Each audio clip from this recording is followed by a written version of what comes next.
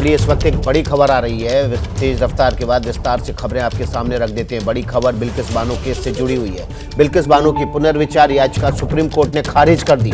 बिल्किस बानो ने supreme court के उस आदेश को चुनौती दी थी जिसमें 11 दोषियों की रिहाई हुई थी। इस वक्त की बड़ी खबर, बिल्किस बानो की याचिका को सुप्रीम कोर्ट ने खारिज कर दिया है। बिल्किस बानो ने पुनर्विचार याचिका दाखिल की थी और 11 आरोपियों के रिहाई को चुनौती दी गई थी। इस समय की बड़ी खबर एबीपी न्यूज पर हमारे सहयोगी निपुण सहगल इस बड़ी खबर पर ग्राउंड जीरो सुप्रीम कोर्ट से जुड़ गए हैं। निपुण का रुख करते हैं। निपुण, क्या वजह रही, क्यों खारिज कर दी सुप्रीम कोर्ट ने याचिका? देखिए विकास, इसमें इसके दो पहलू हैं। खारिज क्यों की वो बताने से पहले ये पुनर्विचार याचिका बिल्किस बानो ने ये कहते हुए दाखिल की थी कि 13 मई को सुप्रीम कोर्ट ने जो आदेश दिया था, जो आधार बना बाद में रिहाई का, उस आदेश में सुप्रीम कोर्ट ने कहा था कि 1992 में गुजरात में जो नियम बने थे जिसमें उम्र कैद की सजा वाले व्यक्ति को 14 साल के बाद छोड़ने का प्रावधान है, वो लागू होगा। गुजरात सरकार ने सुप्रीम कोर्ट का वो आदेश माना और उसके आधार पर रिहाई हो गई। तो बिल्किस का कहना था कि सुप्रीम कोर्ट का वो आदेश ही गलत था। सुप्रीम कोर्ट ने नहीं माना है कि उसका आदेश गलत था। बिल्किस ये कह रही थी कि महाराष्ट्र के नियम लागू होने चाहिए और रिहाई नहीं होनी चाहिए। सुप्रीम कोर्ट ने इसे नहीं माना है, लेकिन गुजरात सरकार ने जो आदेश जारी किया था रिहाई का, उसको चुनौती देने वाली याचिका अभी भी लंबित है। उस पर सुप्रीम कोर्ट जनवरी में सुनवाई करेगा। लेकिन कमोबेश ये स्थिति बनती नजर आ रही है कि जो लोग रिहा हो गए हैं 11 दोषी, उनकी जेल वापसी अब मुश्किल लगने लगी है सुप्रीम कोर्ट के इस फैसले की वजह से। निपुण, आपने दो बातें बताई। एक कि गुजरात का जो नियम है वो लागू होगा, जो उम्र कैद की सजा याफ्ता लोग हैं 14 साल बाद रिहा किए जा सकेंगे।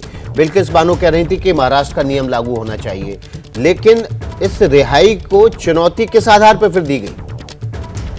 देखिए, इसको चुनौती देने के लिए सबसे पहले सामाजिक कार्यकर्ता सुभाषनी अली समेत तमाम लोग आए थे। बाद में बिल्किस भी पहुंच गई हैं और वो याचिका जनवरी में सुनी जाएगी, क्योंकि उसमें ये कहा जा रहा है कि ये रिहाई होनी नहीं चाहिए थी।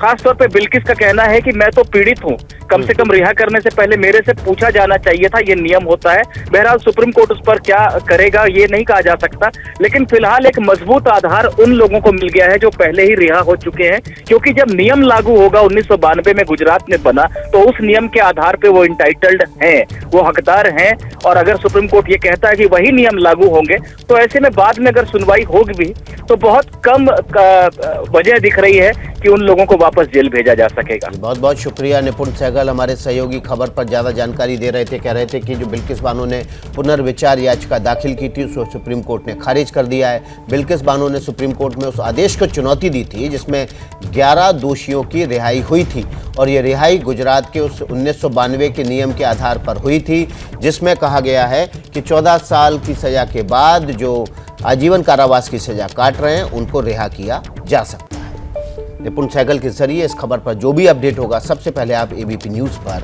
हासिल करें। क्या मजबूरी है मेरी, बताइए।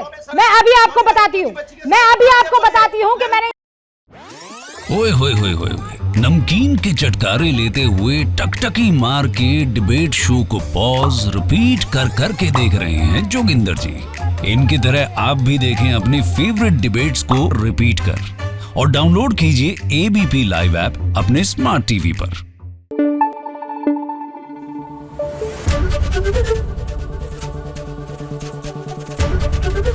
एबीपी न्यूज आपको रखे आगे।